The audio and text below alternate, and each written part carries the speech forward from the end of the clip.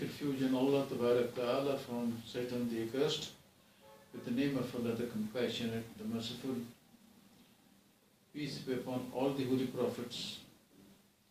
If Allah wills, what Allah wills.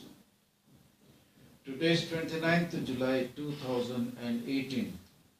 It is the 13th anniversary of an unconditional apology received from Bishop T. Nasir of Gujranwala, Pakistan, chief of his own sect or of his own group of Christians. And he tendered the unconditional apology on 29th of July 2005.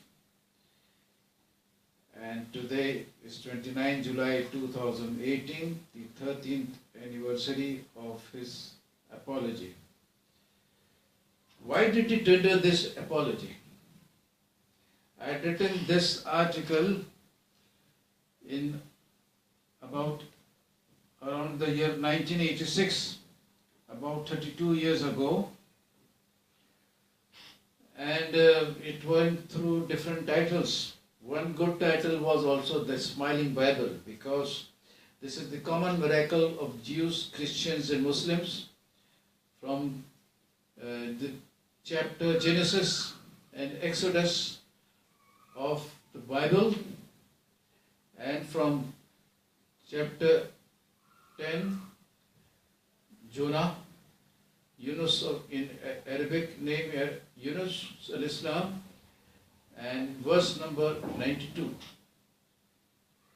This is the common miracle of Holy Bible and the Holy Quran. So it's a very wonderful article. A Baptist Christian in America, he embraced Islam only by reading the article. I never met him. And this topic a lecture was delivered on this topic in Karachi University and in some madrasas also. And very recently, Imam Barga, that is the mosque and Imam Barga of the Shias near the Mazar of Qaid-e-Azam Muhammad Ali Jinnah, that in that Imam Barga, Allama Kumail Abbas, he invited me to deliver a lecture on this very topic. I think it was on the 23rd of June perhaps.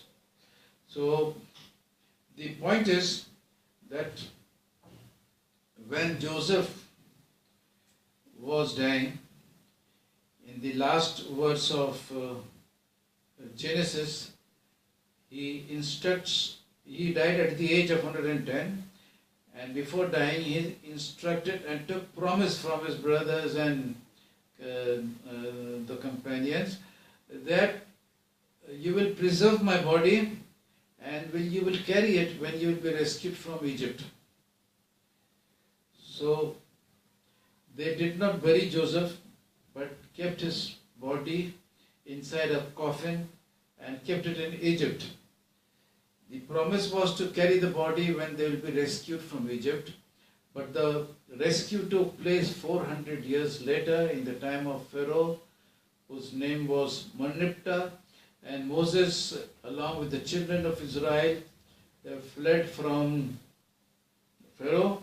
And when they reached the Red Sea, and Pharaoh was behind and the Red Sea was in front, God divided the Red Sea into two parts, with two walls of water on two sides and a dry path in between the two walls of water.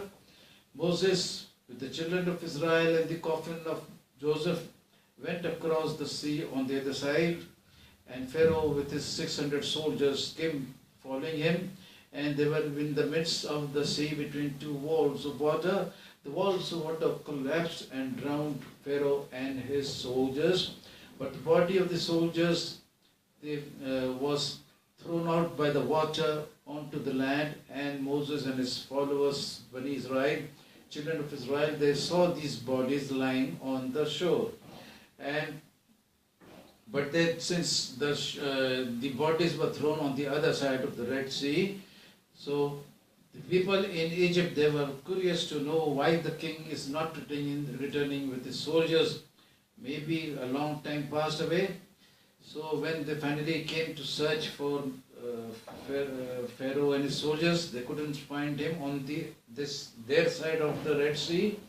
So perhaps sometimes they crossed the sea and went to the other side, and there they found, to their horror, 600 skeletons of soldiers lying with the preserved body of Pharaoh in the midst of the skeletons. And this body was then shifted to Egypt and mummified and embalmed and mummified, and it was discovered in the year 18.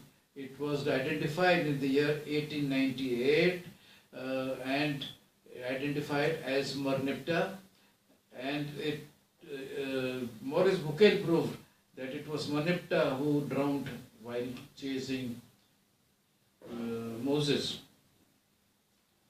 Now the point is that there is only one body preserved in the Holy Bible that is for a long time, and that is the body of Joseph. And there is only one body preserved in the Holy Quran, that is the body of Pharaoh. The body preserved in the Bible passed between two walls of water and went on the other side, the body of Joseph, and Pharaoh was drawn on this same dry path of the Red Sea. This is the two mummies of the Bible and the Holy Quran. They met each other, they followed each other, and they followed each other on the same dry path.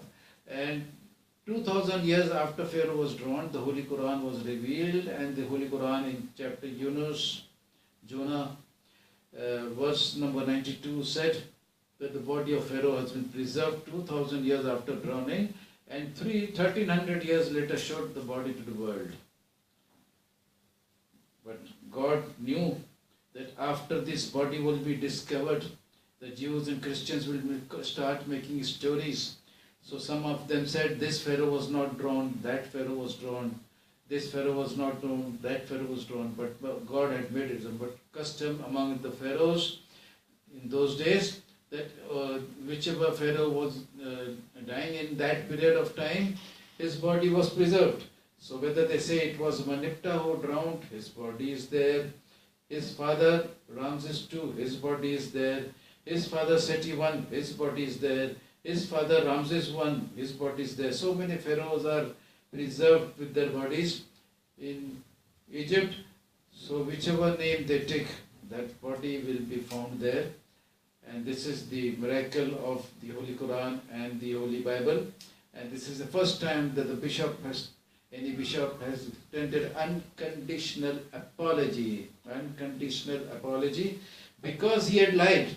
In his magazine Kalam-e-Haq, he wrote that since in the 10 Commandments Pharaoh does not drown, but he goes back to the palace after the soldiers are drowned, therefore Ilyas Sattar of Karachi says that the verse of the Bible is wrong which says that Pharaoh was drowned, and Ilyas Sattar considers the 10 Commandments picture correct.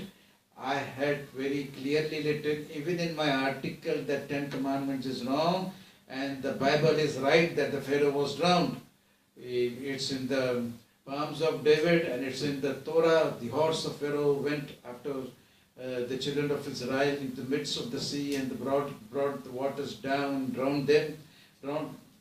So all of them were drowned, not one was left. So the horse of Pharaoh along with Pharaoh also drowned.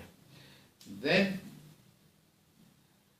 I sent him a legal notice for 100 million rupees, and in the evening I posted at 6 o'clock, a little before 6 perhaps, and in the morning 10:30 or 11 o'clock he rang up from Gujranwala at my residence and tendered his apology, and on the same day he posted a written unconditional apology by TCS, and so it was within hours that he has tendered apology, and after that many stories were there to tell. but there is no time today to tell all the stories. So I just request you that this is such an important article, so many places it has been spoken about, and people, even the Christians have said it will bombard. Even a Jew, he also said he's surprised about what is written. He told me that Muslims don't write like this. So even a Chinese said, "Okay, we have never seen such books in China." So you are requested as Muslims to take pride in this grand miracle of the Holy Bible and the Holy Quran. It's a grace from the God. It is grace from Allah that He has given this miracle through Bible and Quran, and He has manifested this combined miracle in these days of our life. I think 1986 was the year it was first told by me. So you try to propagate this as much as you can.